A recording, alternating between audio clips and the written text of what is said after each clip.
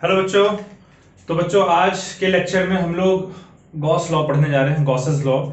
जैसे कि आपने टू चार्ज सिस्टम के लिए एक सिस्टम जहां पर कि सिर्फ और सिर्फ 2 पॉइंट चार्जेस हैं, तो उन 2 पॉइंट चार्जेस के केस में अगर आपको फोर्स निकालना होता है कि कोई भी एक चार्ज दूसरे चार्ज के ऊपर कितना फोर्स एक्सर्ट कर रहा है, तो उसके लिए आप कूलम्स लॉ का इस्तेमाल करते हैं। लेकिन अगर दो चार्ज ना होकर बहुत सारे चार्जेस, जैसे 50 चार्ज अगर है, तो उन 50 चार्जेस को कैसे आप यूज करते हैं, तब आप कूलम्स लॉ में सुपरपोजिशन प्रिंसिपल जो है उसको आप इंक्लूड कर लेते हैं। तो इंडिविजुअली हर एक चार्ज की वजह से आप फोर्स निकाल लेते हैं उस चार्ज के ऊपर और फिर सबको वेक्टोरियली सम कर देते हैं। लेकिन अब सपोज कर एक स्टेप और आगे बढ़ते हैं। अगर हमारे पास इतने सारे चार्जेस हैं कि उन चार्जेस को काउंट करना बहुत मुश्किल है, यानी कि एक continuous distribution of large number of charges अगर हैं, तो उस केस में अगर उन सारे चार्जेस की वजह से आपको कहीं पर इलेक्ट्रिक फील्ड कैलकुलेट करने को बोल दिया जाए, तो आप किस तरीके से कैलकुलेट करेंगे? तो कूलम्स लॉ से कैलकुलेट नहीं किया जा सकता है, या Coulomb's law plus superposition principle से भी कैलकुलेट नहीं किया। तो कितना ऐड करेंगे, कितने सारे फोर्सेस को आप ऐड करेंगे, कितने सारे इलेक्ट्रिक फील्ड्स को आप ऐड करेंगे? तो एक ऑल्टरनेटिव है कूलम्स लॉ का एक्सटेंडेड फॉर्म में, उसे हम लोग गॉसेस लॉ कहते हैं। और गॉसेस लॉ को यूज करने के लिए आपने याद करिए, गॉसेस लॉ के पहले एक कॉन्सेप्ट पढ़ा होगा, इलेक्ट्रिक फ्लक्स। और इलेक्ट्रिक फ्लक्स को आपने रिप्रेजेंट किया था बाय सिंबल फाई, है ना? इलेक्ट्रिक फ्लक्स को हम लोग कैसे रिप्रेजेंट करते हैं बच्चों? By symbol phi. और आपने लिखा था कि ये इलेक्ट्रिक फ्लक्स हमारा होता है equals to integral of E dot ds, है ना? जहां ई हमारा इलेक्ट्रिक फील्ड है, डीएस हमारा वो एरिया वेक्टर है जिसके थ्रू इलेक्ट्रिक फील्ड निकाल रहे हैं, और डॉट मतलब कॉस थीटा, और थीटा उस इलेक्ट्रिक फील्ड और एरिया वेक्टर के बीच का एंगल है। ठीक है, तो अब हम लोग ऐसा करने जा रहे हैं, हम लोग गॉसेस लॉ फाइंड करने जा रहे हैं। गॉसेस लॉ हमें बेसिकली फ्लक्स के बारे में इंफॉर्मेशन देता है। क्या? तो देखिए, कंसिडर करिए कि हमारे पास एक स्फीयर है। हमने क्या कंसिडर किया? हमने कंसिडर किया कि हमारे पास एक स्फीयर है जिसका सेंटर O है और उसका रेडियस कैपिटल R है, और ये जो सेंटर है, इस सेंटर पे हमने एक स्मॉल q चार्ज को प्लेस कर रखा है।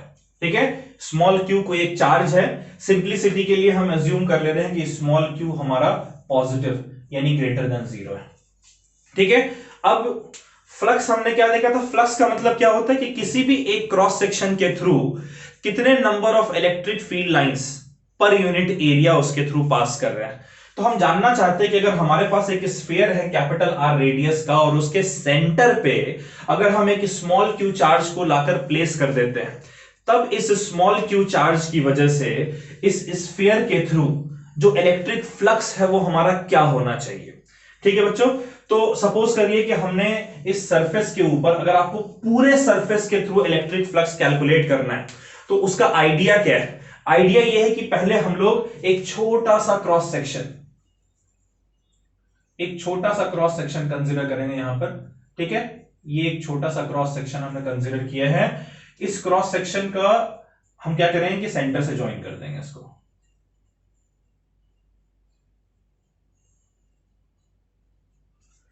ठीक है, सेंटर से ज्वाइन कर दिया। ये जो क्रॉस सेक्शन है इसकी डायरेक्शन किधर है? बाहर की तरफ। ठीक है, इस क्रॉस सेक्शन की जो डायरेक्शन है बच्चों, ये डायरेक्शन आपका बाहर की तरफ है। इस क्रॉस सेक्शन का एरिया है ds। ठीक है, और अगर ये चार्ज हम सिंप्लिसिटी के लिए अज्यूम कर रहे हैं कि पॉजिटिव है, तब इस पॉजिटिव चार्ज की वजह से इलेक्ट्रिक फील्ड किधर होना चाहिए? वो भी बाहर की तरफ होना चाहिए electric field.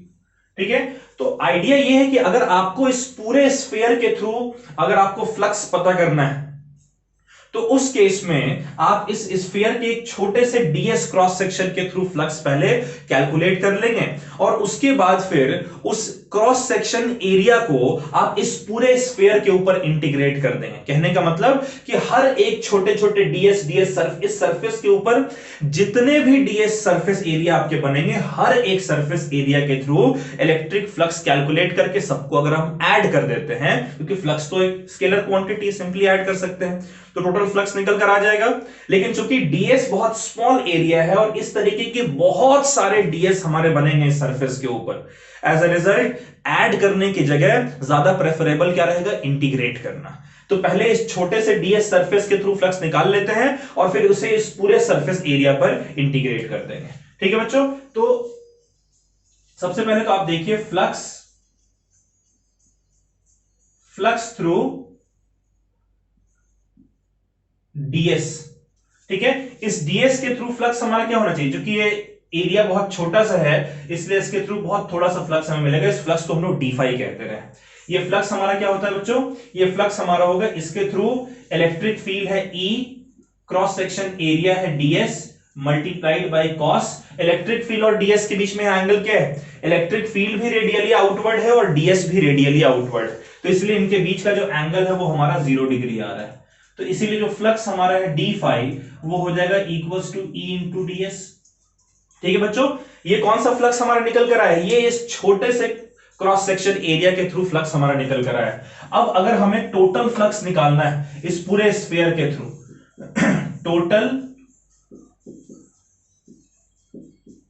Total flux through sphere, अगर हमें इस पूरे स्फीयर के थ्रू टोटल फ्लक्स निकालना है तो उस कंडीशन हम क्या करेंगे, जो हमारे ये फ्लक्स है छोटा सा क्रॉस सेक्शन के थ्रू फ्लक्स आया है, अगर इसे हम पूरे सरफेस के ऊपर इंटीग्रेट कर दें, ये जो मैंने सर्कल बनाया है, ये सर्कल क्या इंडिकेट कर रहा है कि ये पूरे सरफेस के थ्रू हमने इसे इंटीग्रेट करना है, तो ये हमारा हो जाएगा equals to integral of E into ds over entire surface.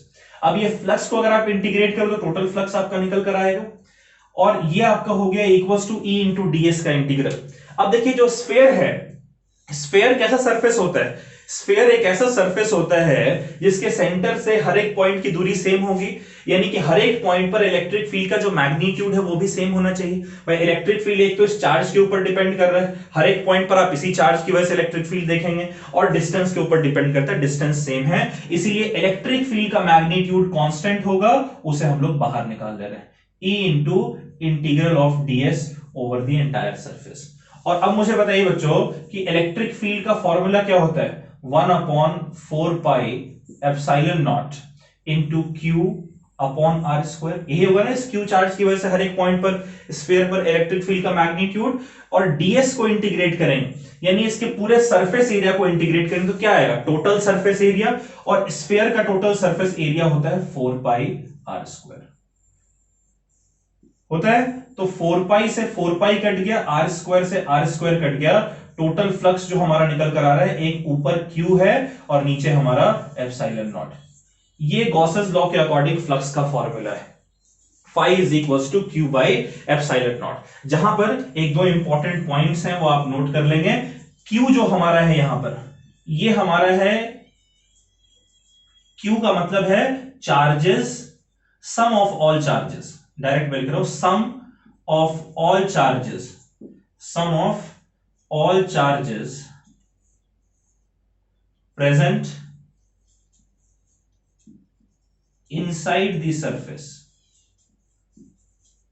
समझिए इस बात को, Q जो है आपका वो सारे चार्जेस का सम है जो कि इस सरफेस के, इस स्फीयर के अंदर प्रेजेंट है, और ये जो स्फीयर हमने यहां पर कंसीडर किया है इसे हम लोग गॉसियन सरफेस कहते हैं। तो जो भी सरफेस हम कंसीडर कर रहे हैं, सरफेस जो हम कंसीडर कर रहे हैं बच्चों फ्लक्स के लिए, जो सरफेस हम कंसीडर कर रहे हैं वो सरफेस हमारा, उसे क्या कहते हैं हम लोग, उसे हम लोग गॉसियन सरफेस कहते हैं। क्या कहते हैं इसे, गॉसियन सरफेस। क्लियर है बात? चलिए एक तो ये बात हो गई। दूसरी बात, चलिए तीसरी बात ये है कि जो गॉसियन सरफेस है वो हमेशा एक क्लोज्ड सरफेस होगा, कभी भी ओपन सरफेस नहीं होना चाहिए। ठीक है, तो गॉसियन सरफेस जो हमारा है, Gaussian surface is a closed surface. ठीक है, गॉसियन सरफेस जो है वो हमारा क्लोज्ड सरफेस होता है। ठीक है, अब समझिए ये Q का मतलब क्या है, इसको मैथमेटिकली अगर हम लिखें तो Q हमारा होगा equals to Q1 plus Q2 plus Q3 plus dot dot dot Qn, यानी जितने भी चार्जेस अंदर प्रेजेंट हैं उन सारे चार्जेस को अगर आप ऐड करेंगे तब आपका टोटल नेट चार्ज निकल कर आता है। अब इस नेट चार्ज में हो सकता है कोई पॉजिटिव भी हो, कोई नेगेटिव भी हो, उन सबको हम ऐड कर रहे हैं, +10 -3 -7 +8 इस तरीके से करके, तो साइन के साथ आप चार्जेस को ऐड करेंगे, जितना भी निकल कर आएगा टोटल चार्ज वो आपका Q यहां पर आएगा। ठीक है, एक पॉइंट और नोट कीजिए कि हमने तो वैसे सिंप्लिसिटी के लिए, एक सिमेट्री बनाने के लिए चार्ज को सेंटर पे कंसीडर किया, लेकिन ये चार्ज हमारा इस सरफेस के अंदर कहीं भी प्रेजेंट हो सकता है।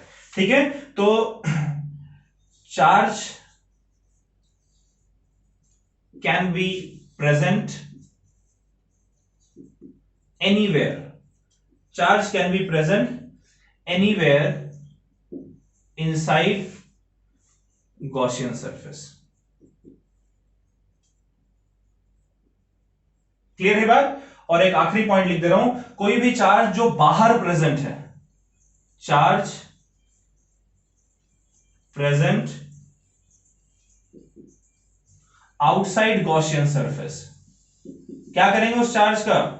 जो चार्ज आपके गॉसियन सरफेस के बाहर प्रेजेंट है उसे हम लोग इंक्लूड नहीं करते हैं इस क्यू में, is not included in Q. ठीक है बच्चों, तो ये आपका गॉसेस लॉ था, इसको इस्तेमाल करके हम लोग और बहुत सारे कॉम्प्लेक्स कंडीशंस में भी इलेक्ट्रिक फील्ड जो है वो कैलकुलेट करेंगे। इसको नोट कर लीजिए आप।